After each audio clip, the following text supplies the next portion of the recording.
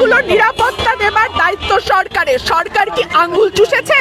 বাংলাদেশে সূর্য ওঠে সেটাও বিএনপির জন্য, সূর্য অস্ত যায় সেটাও বিএনপির জন্য। স্থাপনার জন্য চোখের পানি ফেললেন। মনে হলো বাংলাদেশে মানুষ না হয়ে যদি একটা পদ্মা সেতু বা মেট্রো রেল হতাম তাহলে হয়তো আরেকটু সহানুভূতি পেতাম।